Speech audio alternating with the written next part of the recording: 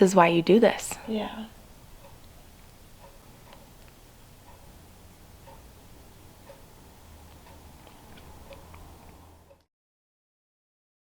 So it is day 1 post-procedure.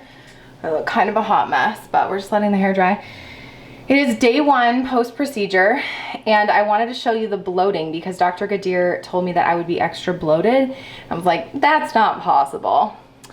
Oh, but it is. Okay, first of all, I'm wearing like compression leggings. Let me pull them up. So from the front, not so bad. Look at this.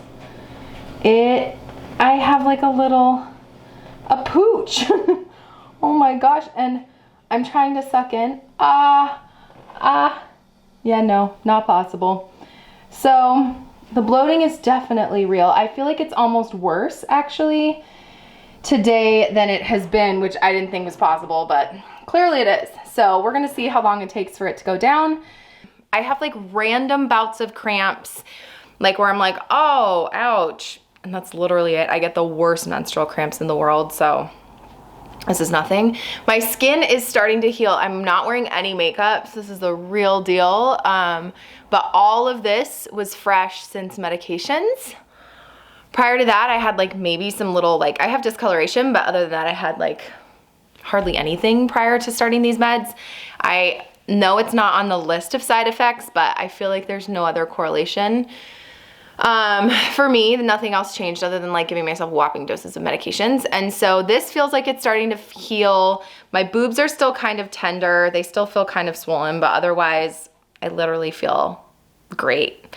Energy level, maybe a tiny bit on the low side, but that also could be because I didn't sleep very well last night. And then they gave me my post-op instructions. It says that I may not feel perfect for the first couple of days. I don't feel totally perfect, but I feel like fine. There might be mild to moderate cramping, minor nausea. I had no nausea. Bladder, bowel, they did give me fentanyl. So anytime you've had an opioid, like strong pain medication, it can cause constipation. So I will really be pumping my fluids today. I do have Colace around here somewhere that I probably should take as well.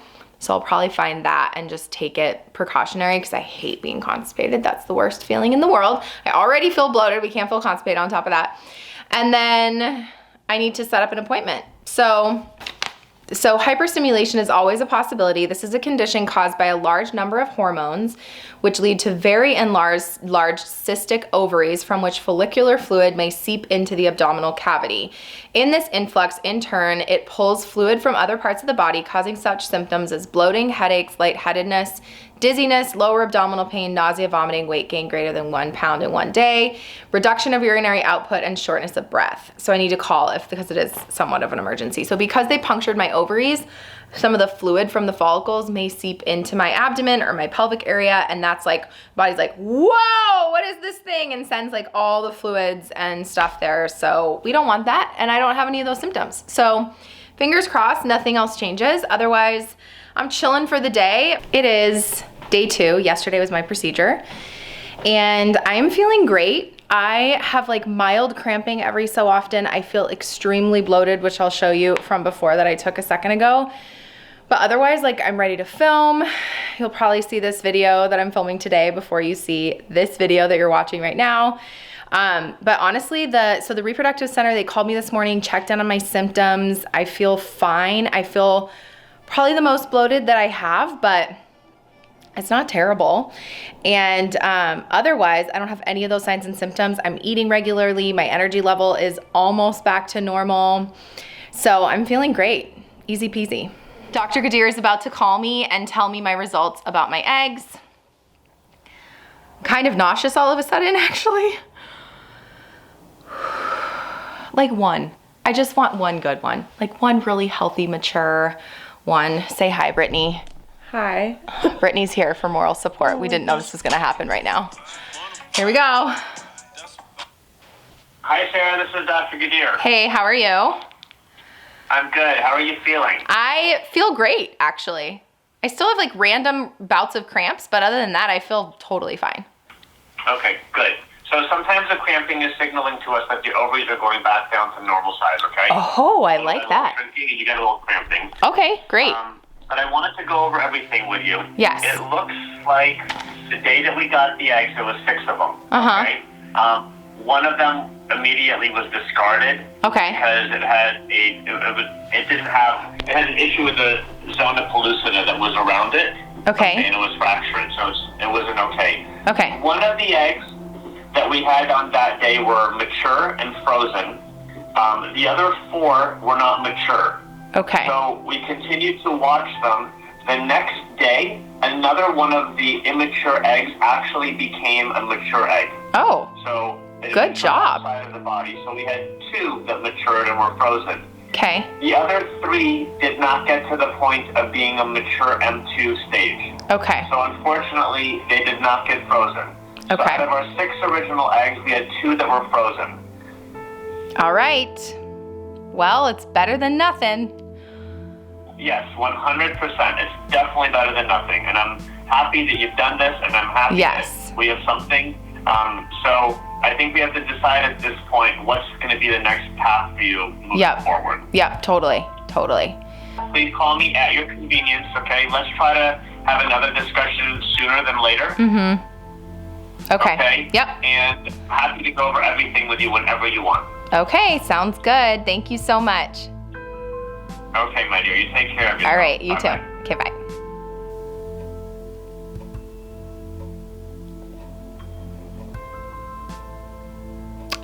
This is why you do this. Yeah.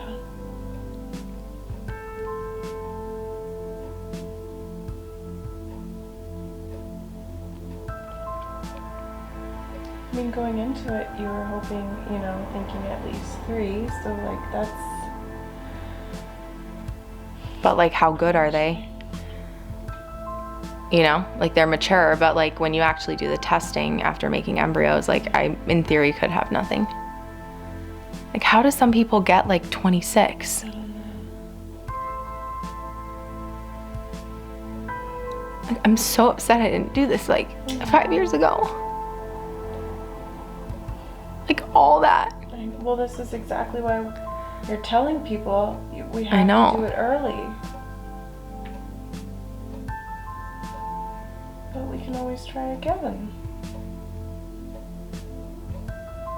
First of all, not everyone can try again, and second of all, it's expensive. Yeah.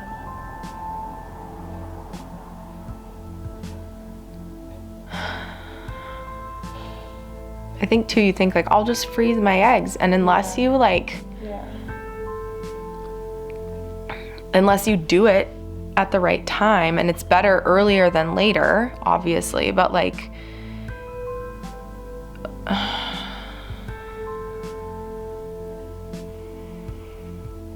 how do you only get 2? I'm 32 years old.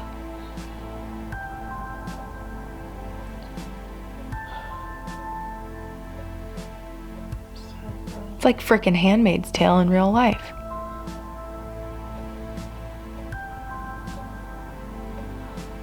I wish I would have done it earlier. I didn't even think about it.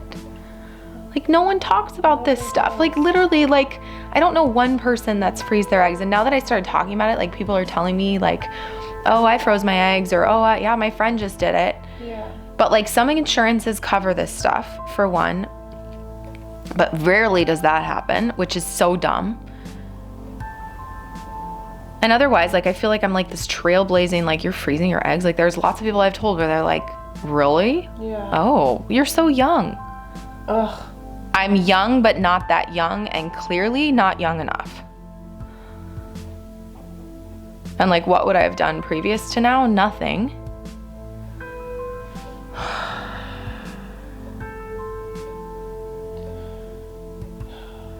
I mean, it was impossible to know, like 2-3 years ago, like it's just... No, yeah, I mean, I wouldn't have known. Yeah. So like, but that's where it's so frustrating, is like, why are we not told our options? Like, even in our OBGYN appointments, like at 25, you're going in for your pap smear and they're like, okay, so what's your family planning plans? Right. Let me refer you to get your, right, it's all about birth control versus like, let's get an AMH on you. Let's talk about like family planning. Yeah. That would be so simple. Yeah.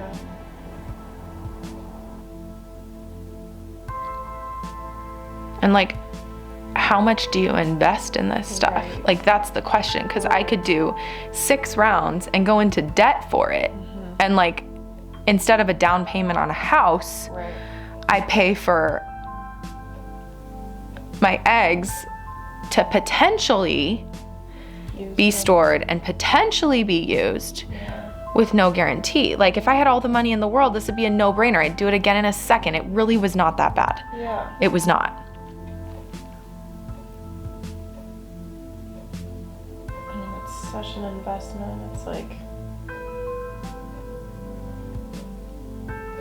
I really thought this process would like slow down my biological clock and I wouldn't feel as much pressure. right. And I was like, okay, I'll have my eggs frozen and then I can meet someone and then there's no pressure to get pregnant. And I feel way more pressure now. Way more pressure. Like, I'm like, I have to get pregnant. Like, I gotta find myself somebody off the street that looks good and just give me a child for free. I'm not gonna do that, okay? So sorry. You know, but in theory, the whole process, it's 2.5 weeks of your life. And it just, like, I did a birth in the midst of all of it. Right. You know, and a birth that I was awake forever. It's a long one. Some money.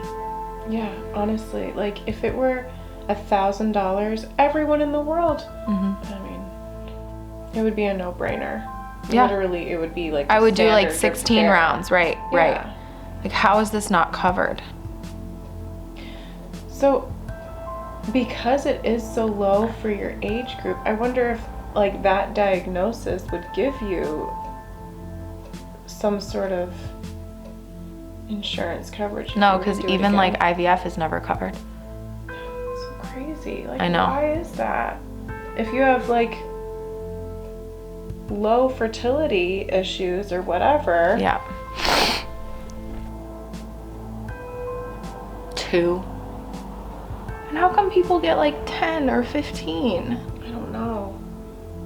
Or like even older. Like Like, I have eggs. I'm not like, I mean, I don't, my AMH is not 0.1, it's 0.9. yeah. 0.76 last year. Now I'm gonna go home and hang out with my nephew and just be sad.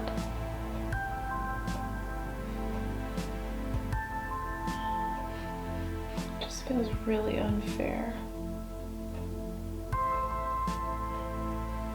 And I've said, like, if I can't have kids, I can't do this profession forever. Yeah. And be happy for everyone else.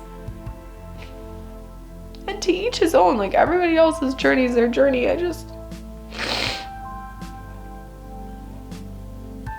makes me, like, second guess every decision I've ever made in my entire life. Like, What? I should have dated in college, and I should have, like, I mean, you can literally go back, like, my whole...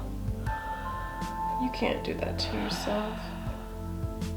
And if I don't do it again, and then I, like, my eggs don't mature, and I, you know, I try to use them later, I will regret it the rest of my life. Like, it feels, I feel so much pressure.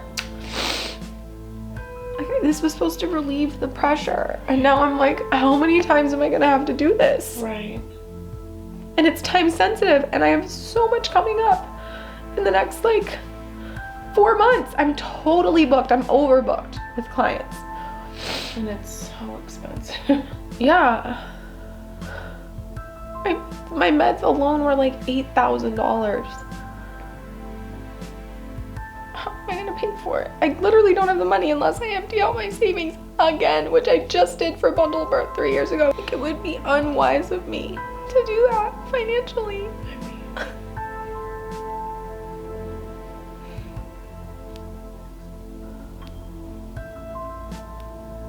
Such a hard decision.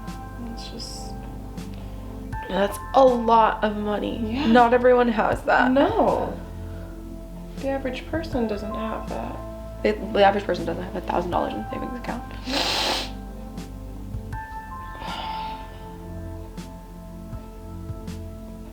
Or I just get over it. And just, if I have kids, I have kids, and if I don't, I don't.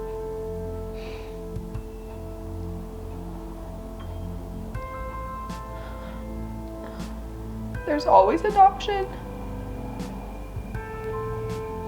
But like, I want to be pregnant. Right. Like, this is what I do. Your life. Like, we've literally given our lives to everyone else and their experience. Yeah. I mean, it's gonna, like, you're gonna have a baby. Like, that has to happen. Like, What everyone says, but no, like, I mean, we have to hold on to like that. literally strangers online are like, you have to have a baby, you're gonna have a baby. And like, how does somebody as giving as you not have a child? I'm like, tell me about it. I could be a realtor and just quit this whole thing. I'm not kidding. Like, it will be too excruciating for me. I know. It's already sometimes hard. Oh yeah. And I like, but yet that was with hope of like, I have time. Like, it's not, I'm not stressed about it. Like, it'll happen when it happens. Yeah. But now I feel like that actually might not happen for me. And that's always a reality for some people. And the number of women struggling with infertility, you know, and issues and trying to get pregnant, it is like heart-wrenching, you know? I get it. And then the number of like unintended pregnancies, like, it's just like, I know. Like, what? It doesn't make sense. Yet, like, how many women are, first of all, going through this alone? Like, and it's like ignorance is bliss to a certain element, but like, thank God you're here now, or I'd sit here crying by myself talking to a camera. But like, there's all these women sitting at home crying about it because they have no one else to talk to. And then there's also the ones that have a partner. That like, they can process this together with somebody else and they're in it, not alone. still hard, obviously. No, of course it's hard. It's just as hard. And like, especially as a partner, like, you want to help, but like, there's the two camps of like, the ones totally alone and the ones that are like this secret couple being like, we're struggling with infertility, and everybody asking them, well, when are you having kids? Like, that's so rude. The number of people that ask me at work, oh, do you have any kids? It's just like, I know.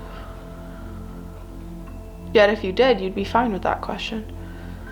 72 injections for 2 eggs. And yet the more eggs you have, the less medication you need. And it's like more than that. It's like your labs and whatever, but like in theory, like I know somebody who gave herself a trigger shot. right. To each his own. I don't know, but good morning. I am on my way to my follow-up appointment for repeat ultrasound and lab work with Dr. Ghadir at SCRC, and my understanding is they're watching that my hormone levels are going down, my ovaries are shrinking back to normal size, that they're not like super swollen, and that everything looks good, and then I should be like somewhat cleared, I think. In the recovery room, the nurse told me that it would be like 10 days before like resuming exercise and whatever, but honestly, I feel so normal, maybe a tiny bit bloated. And then last night, I was having like some pretty intense cramping, so I'll ask them about that today.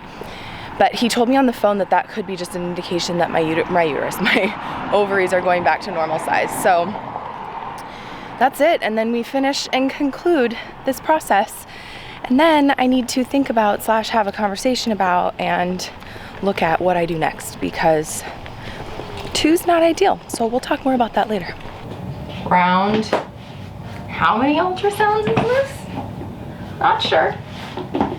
But last one for this round, at least, if I do it again.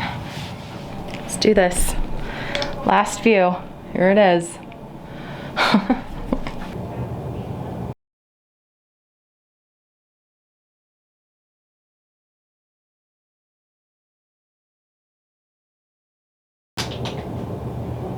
All right, you're all done. Easy peasy. All right, cool. Thank you. You're welcome. Well, that was quick. That's it. More to come when I get more news, and then we'll do like a review, because today, he told me the news yesterday, and I had to like take the night off. It was kind of a struggle. So I'm still processing that, and then we'll have a conversation about it.